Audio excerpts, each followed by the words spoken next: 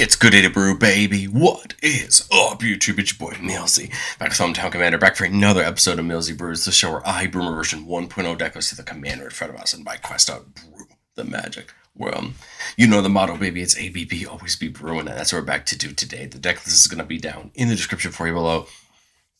As well as I'd really appreciate if you could interact with the video.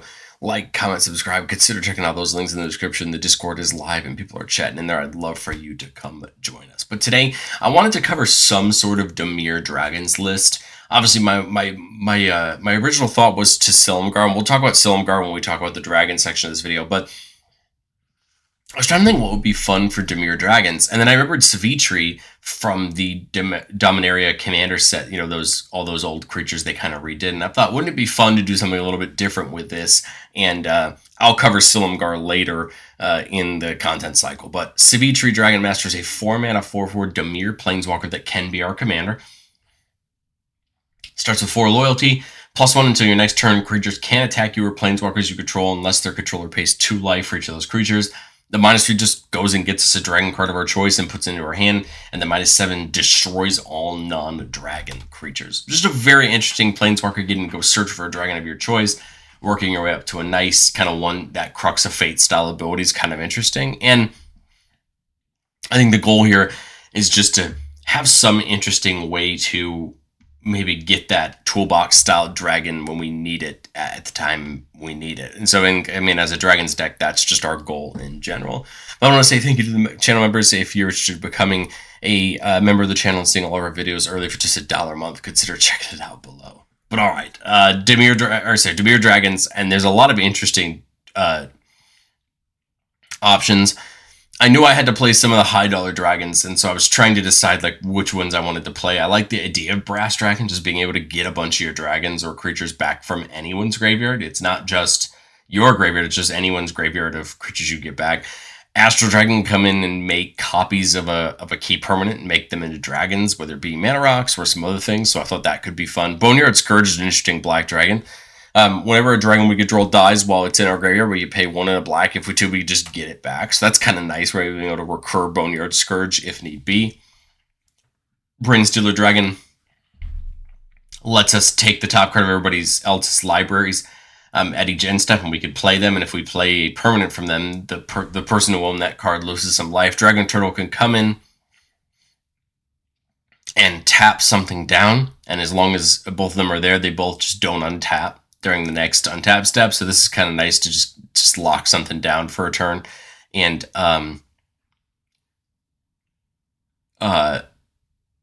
just lock something down for a turn. So if it's a key piece that needs to tap or attack, right, we can kind of lock that down.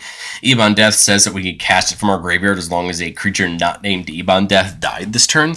It's really fun, right? Being able to keep getting it back from our graveyard. It's not a bad stat line for what it is. Playing that new Hammerhead Tyrant, whenever we cast a spell, right, bouncing one of our opponent's things. Imrith from AFR, whenever it deals combat damage to a player, we draw a card. Then if we had fewer than 3 cards in hand, we draw cards equal to the difference, by way to be a nice way to kind of refill our hand a little bit. Junji may look a little odd, because its bottom ability says we could return a non-dragon creature card from graveyard back to the battlefield, but it's from anyone's graveyard, not just ours. So you can potentially steal our opponent's ones that way, or just force our opponents each to discard 2 cards to lose 2 life. And Juji's not a bad body as a 5/5 menacer. That new Meringue River Regent, drawing us some cards on the Omen side, bouncing some things on the regular side. A great dragon, and not a bad dragon if we want to look to try to copy a dragon. Renari lets us cast all of our dragons at flash speed, which is really nice.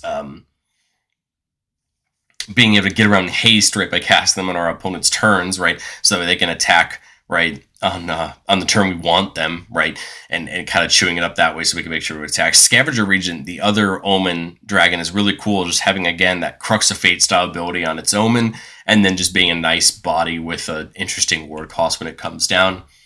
The dragon that I wanted to originally lead this deck is Silumgar the Drifting Death. Whenever a dragon we control attacks, creatures defending player controls get -1/-1 until end of turn.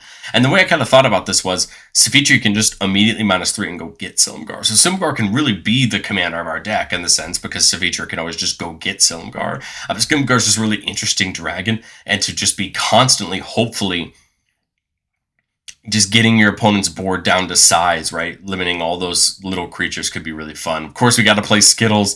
Skithrix having Infect and being a huge threat in the air is nice to threaten our opponents with poison counters. Steel Hellkite has that great ability for X to destroy each non-land permanent with mana value X whose controller was dealt combat damage this turn by Steel Hellkite. I think one of the easiest ways to take advantage of Steel Hellkite is if it hits a token player that doesn't have any tokens that are able to block Steel Hellkite, you could pay 0 and just nuke all of their tokens, which is a very interesting ability and makes it a nice threat depending on what you're playing. No, this can just hit any non-land permanent with that mana value, so maybe you pay 1 or 2 and get rid of a bunch of artifacts. Maybe there could be a ton of options that Steel Hellkite could give you to hit a certain opponent and get value from it. But I think the other thing we need to take advantage of is, since we're going to have dragons, let's care about dragons. Things like Crippling Fear and Crux of Fate that are just going to care about things that aren't dragons. Crippling Fear giving them -3/-3 as long as they're not dragon. Crux of Fate just destroying all non-dragon creatures, just to really set it back for our opponents. Raise the Palisade, returning all non-dragon creatures back to their opponent's hands. Again, just ways to really take advantage of the fact that we have dragons that they don't. Dragon's Horde is a mana rock, but it gets a gold counter every time we cast a dragon, and then we can remove a gold counter from it to draw a card. Lapis Orb of Dragonkind, one of the only orbs from Baldur's Gate that we could play that cares specifically about dragons, but we could tap it for a blue, and when we use it to cast a dragon, we get to scry 2. Of course, we're playing both of our Dragon Storms from Tarkir. Dragon Storm, the black one, whenever it enters, each opponent loses 2 and we gain 2 and surveil 2. And then remember, whenever a dragon comes in, we get it back to our hand. This is really nice. Just start chunking off our opponent's life and surveilling 2. The other one, Roiling Dragon Storm, lets us draw 2 and then pitch a card. And it's nice to be able to throw some things into the graveyard, since black has so much access to reanimate and recursion spells, right? So we do have that option. But you have things like Reflection of Littdrara that could copy all the dragon spells we cast. Kindred Discovery could be drawing us cards as we have dragons come in and attack. So there's ways to just really take advantage of all the dragons we have laying around. But I think the one last way we can really take advantage of dragons being around is by copying them. And there's a lot of ways to do this. Spark Double immediately came to sense me because it can actually copy Sivitri and not die to the legend rule, which is really nice. And will allow it to do that, or it could just copy any of our other dragons and won't be legendary. So Spark Double is really nice. Season of Weaving can have us choose up to 5 paws worth of modes, can make up to 2 copies of a creature, of any creature we control, and make a copy of it. So it could be different creatures, but the point is, a copy of 2 total copies of a creature, or we can just return each non-land, non-token permanent back to its owner's hand, meaning make a copy of a dragon, then bounce everything back to its owner's hand, potentially. Just, again, some nice key value in the season, depending on what you need from it. And then Will of the Teamer can either make us a copy of a permanent, except it's a dragon in addition to its other types. Note it says target permanent and not target creature, so that's very interesting, copying a permanent at the right time. And then just drawing cards equal to the greatest mana value among permanents we control is always interesting as well, considering some of our dragons are pretty big, right? So Will of the Teamer is kind of nice for 6 mana, because you never know what you can exactly get off of it. But to end up, I mean, when you have a Planeswalker in the command zone, we have a Planeswalker in the command zone. We know we're always going to have one. And so we could play cards that care about Planeswalkers, something like Luxior, which can turn Sivitri into a creature. That way it can't get attacked. And can start, give it that little bit of protection while we do it. But then we have both the talents that were released in March of the Machine Commander to help us out. Liliana's talent gives it that whenever it's dealt damage by a creature, we destroy that creature, and the -8 can just put all creatures from all graveyards onto the battlefield. Not a bad ability to work up for, right? And then Teferi's talent says whenever we draw a card, we put a loads counter on Sivitri, which is very good. And then for its -12, we can just get an emblem that says you may activate loyalty abilities of playing orcas we control on any turn as an instant speed. So Sivitri could basically just be always doing her +1 on everybody's turn, and just getting more counters on herself so we can do her other abilities multiple times. Yes, -12 is a big thing to get up to, but if we're drawing a lot of cards, right, we can set that up. But I've said it before on the show, I'll say it again. No deck's ever complete. This is my version 1.0 shot at Sivitri. And I think going into testing, truthfully, I'd want to know, do we have enough draw? Do we have enough mana rocks? Do we have things like that? I thought about Mox Jasper. It's just the cost of it right now. I was trying to keep this one in our average budget, but truthfully, I feel like Mox Jasper is just going to get played in a lot of dragon decks, and it makes a ton of sense. I thought about something like Endless Evil. You put it on a creature, and on the start of your upkeep, you make a copy of it, except it's a 1/1. And then if that enchanted creature dies, you get to return this back to your hand if it was a horror. But it's just kind of an interesting ability, right? What dragons would we want to get a copy of? And there's a lot of really interesting ones. You could get something like Meringue and just keep River Regent, just keep bouncing things. You know, there's interesting blue dragons or black dragons in our deck that you may want copies of. Could be kind of interesting. And then Vronos, I saw on a lot of lists, and it makes sense. It's a +1 says up to 2 other target planeswalkers phase out at the beginning of the next end step. Just basically allowing Sivitri to phase out until it's your turn so that you can protect it. Again, it makes sense. It can also, you know, bounce some things back to players' hands, and then eventually when it gets up to its ultimate, you could just turn an artifact into a big creature. But I get it. Basically just always phasing Sivitri out so that no one can attack it, no one can kill it. But I think we'll be okay, especially not having a ton of ways in these 2 colors to give haste. We're probably going to always probably have a couple of good dragons around to block. And maybe we can use that to our advantage to keep Sivitri alive. But you know what we love to do on the channel, and that's do our playtests. Let's do our playtest. Remember, the goal of our playtest on the channel is not to find magical Christmas land. It's not to show off all of our best plays, but it's to get in some game scenarios and understand how do we set our board state up. Here we're keeping a 4-lander with a Ponder, a Reality Shift, and that Spark Double, so not a bad start. I don't think it's a bad idea to ponder here, just to see what we can get ourselves some access to. So we look at the top 3. We can put them back in any order, and then we can shuffle if we want to, but otherwise we draw a card.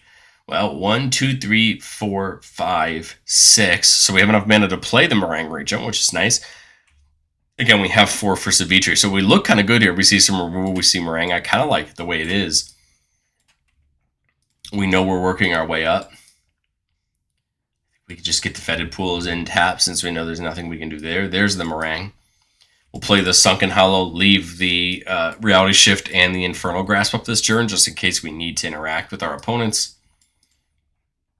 So here at 4, I think we need to be careful. I mean, obviously I want to just slam Sivitri, but remember that if our opponent's already building board state, Sivitri may just die. So if we choose to just slam Sivitri here, it might need to be to -3 just to go get a dragon of our choice and put it in our hand. And it's up to us. I mean, I like the idea of something like Silumgar, again, my goal for the deck. But it could be anything, right? Any dragon in our deck. No, we have 7 cards in our hands, so no matter what we get, it's going to cause us to lose a card in our hand, which I think is perfectly fine. I mean, Skittles could make sense as a threat. But again, I like the idea of going to get, like I said, the Silumgar that I wanted to build the deck around. But again, you could look at this any way you want to. And we have to pitch a card. I guess we have 2 pieces of removal, so I guess I can do that. Again, I don't expect Sivitri to have lived to this turn on an average board, especially if our opponents have creatures sitting around. If it did, I mean, I guess I could consider Spark Doubling as a copy of it and going to get another dragon. But truthfully, I don't mind, you know, omening like the River Regent back in just to draw a couple more cards and see what we could have access to. Right, we've got 4 6-mana dragons in our hands. We're at least another turn off. I mean, plus Sivitri if she's here, obviously, right? But again, I don't expect her to be. So if she's not here, then I think we do the Meringue plan just to shuffle it back in and draw a couple cards and pitch a card. If she is here, I think we have no reason not to Spark Double as a copy of Sivitri. And it says, it enters with additional counter on it if it's a creature, or a loyalty planeswalker, a loyalty counter on it if it's a planeswalker. So obviously it would come in with 5. And I think we would just -3, right? Just to go get another dragon and get it into our hand. I mean, we kind of have no reason not to. I kind of like the idea of something like that Scavenger Regent, just to have that board wipe available, right, in case we need it. And then as we come back to our turn, now we have the 6 mana to start deploying our dragons. So obviously plus the Sivitris if they're there. I would probably get Silumgar down first. There is, right, that option of Scavenger Regent. Like if our opponents are really starting to get out of hand, you know, we get a Regent for 4 and just take out a lot of the board state, right? But I kind of like that. Well, I guess so. Silumgar doesn't have to attack in order to get its ability. It's only when a dragon we control attacks. So we could get something like Meringue down if we need to bounce a couple things, right? Like that could be an option. We could also do the Hammerhead to do it on future turns, but I think Meringue, unless we need the board wipe, because then, right, we can get Silumgar down this turn when Meringue attacks. But again, if they're still here, plus them, or we could minus, one of them to get rid of the copies. But again, I think it's just Silumgar and then take the attack, giving all of our opponent's creatures that -1/-1, right?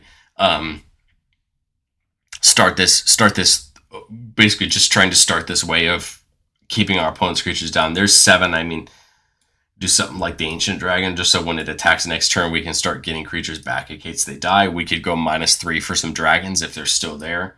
I don't mind the Regent, even though I kind of like holding it for the... I kind of like the idea of holding it for its Omen in case we need it, so we could play something like the Hammer Tyrant. Again, attack, just trying to whittle our opponent's creatures down with the Silumgar. And again, note that Savitri's first search could get anything. If you really think you need Meringue, you could get that. You could get the Scavenger Regent for the board wipe. There's so many options you could get on that turn 4 to work your way into a key thing. And I think that's why I like these Omen Dragons in this deck, because they kind of provide you, right, some nice options to go get. Let's get into playtest number 2. Keep it a 4-lander with Phyrexian Arena. Nice source of some draw, the Ancient Dragon, and then Liliana's Talon. And we see Crux of Fate, a nice, interesting turn 1 draw. Of course, lets us have that nice one-sided board wipe. Turn 2, don't really see any good options, right? I was going to say, turn 3, my thought was Phyrexian Arena. I guess we have Roiling Dragonstorm where we could draw 2 cards and pitch a card. I guess I could pitch a land, but really I kind of like just doing something like the Arena to get us, just access to some more stuff. Again, there's the Sivitri if we want it for 4 mana. We could also get something like the Bone Devourer in. Again, it's awkward to put the... I guess what we should have done is put the Reliquary Tower in, right? And then Sivitri, -1, -3 to go again, get a dragon of our choice. Again, for this, I'll just, like I said, get Silumgar, even though we don't have to. And then on our next turn here, 5 mana, we see Spark Double for the copy. Couldn't be a bad thing to start copying another dragon, right, for some key value. We could copy Sivitri for more of its cost. Bone Devourer is 4 mana.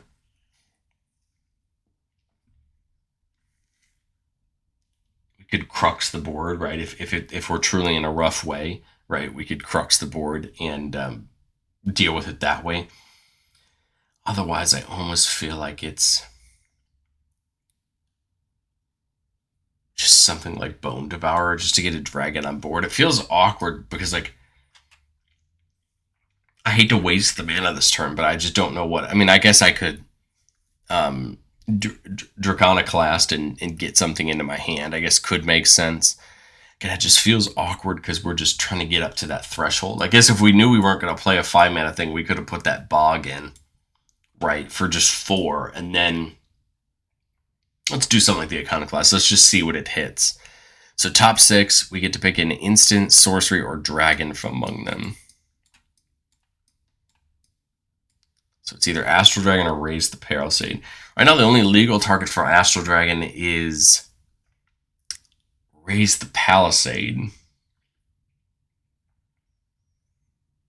Or sorry, for Astral Dragon is Phyrexian Arena. Raise the Palisade, I guess, couldn't be terrible either. It's just a nice piece of interaction for our opponents, right? In case they were to try to get a little out of hand. And then I guess that's not bad, because then this turn, oh, there's the Regent, right? Could be a nice, we got 1, 2, 3 nice pieces of interaction. We could get Silumgar again, plus Sivitri again. Sorry if, we would have drawn a second one off the Arena. If it's there. Coming to the next turn, 7 or 6 if we put down, well, I guess 7, and then we put on the Dimir Aqueduct to pick that one back up. We go get a dragon of our choice if we want to. 7 mana does still have us access to all of our removal. We could get the Spark Double down as a copy of something like Silumgar if we wanted to get extra things there. Thought we could do something like the Dragonstorm or the Coiling, right, to get the Life Lost and Surveil 2. You know, and now I think we're in pretty good shape, right? Getting again some dragons in our hand. We have interaction in our hand. It's just going to be now just controlling the board. And if Sivitri leaves, it's almost kind of fine because it can just come back in and get us another dragon. But like truthfully, I think it's just to get us these. Sometimes it's enough to just get us these key dragons with interaction, which I think is important in the games that we need them. Think about that. We have 2 dragons with nice interaction on them, and then other options. But let's get into playtest number 3. Keep it a 2-laner with the Arcade Signet, Preordain, Deceptive Frostkite, which would come in as a copy of another dragon, Power 4 greater, and the Black Mark connections. We have kind of a nice start here. Might as well ponder, right? Scry 2 and then draw a card. Maelstrom and Broodlord. All right, well, we'll take the Maelstrom. That helps us get closer to our dragons, right? 2 for the Arcane Signet. This turn, we've got 4 mana for Sivitri, but kind of like the idea of just the Black Market connections. On our turn, I think we'll just pay. I'm thinking the Treasure. That would be 6 mana this turn. Or I could draw the card.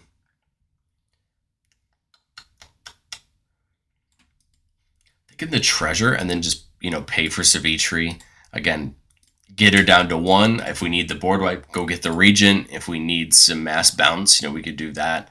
Otherwise, again, I just, do it for the point of what I was trying to make the deck there. And now we've got the 1 mana left and that Treasure we didn't use. So we do still have some options for mana coming into this turn.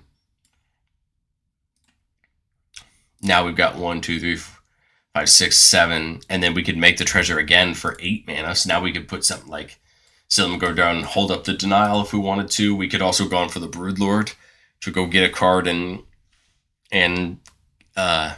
play it from exile that way. There's a lot of options there. I guess this could have made sense since we could play the Silumgar next turn. But Silumgar doesn't use all of our mana in case we want to use save the treasures up for a future turn.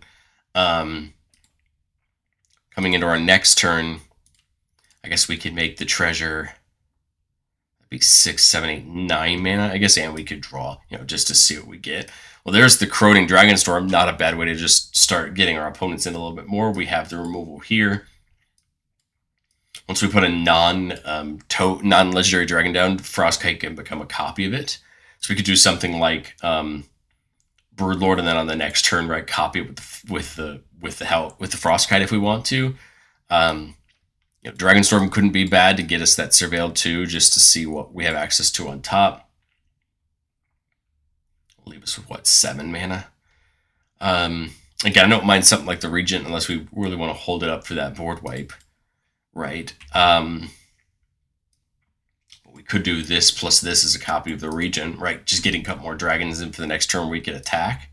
That would also put the Dragonstorm back into our hand for a future turn. And again, now I just feel like we're in half decent shape. We have the bounce. We have the Sooner removal with Silumgar.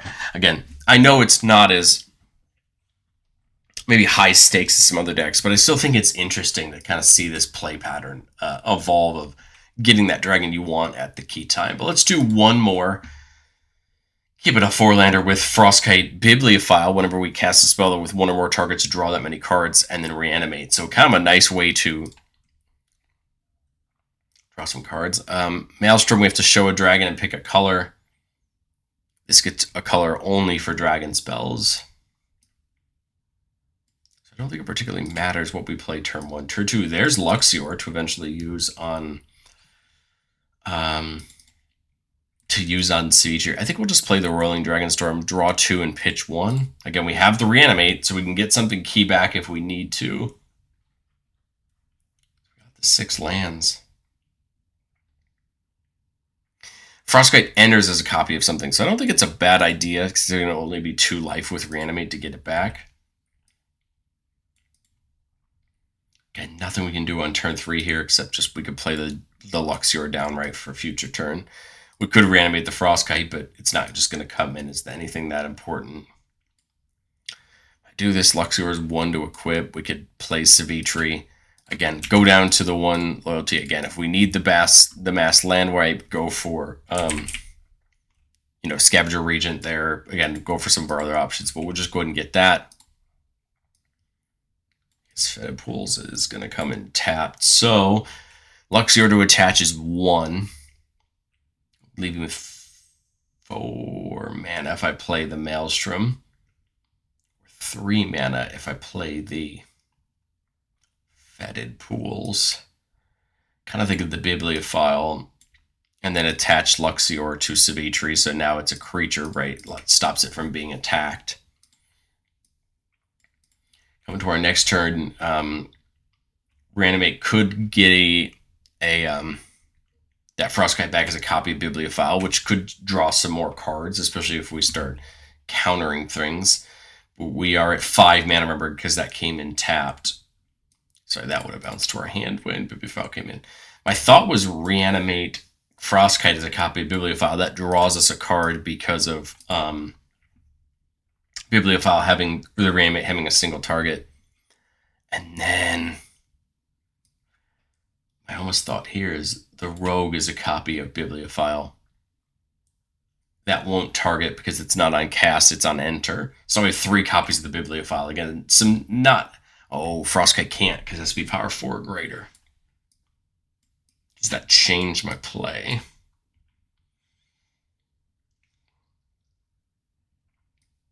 We only got this because we drew, right? Does that change my play? I guess we just get Amorth or Junji down, right? And then go here to our next turn. Again, we don't want to copy this because it's legendary. But we could now bring the Hellkite in if we can get something else into. Now we got something like the Transcendent Dragon, which can counter a spell. And we can play it, which is kind of another copy of this. But I think it's kind of just something like Silumgar. Have these 2 attack, potentially, right? Loosen our opponent's boards up a little bit. Remember, Sivitri can attack if we wanted to, because it's now a creature, but now I'm just thinking we just keep committing to the board when we leave something like the Transcendent Dragon up for just removal, and again, just keep -2/-2ing our opponent's boards, especially if we're playing against things if we're playing against something like a tokens deck. And again, this could go get the Scavenger Regent instead of +1ing this turn if we needed to. It would die, but of course we would keep Luxior and we would go get a Key Dragon.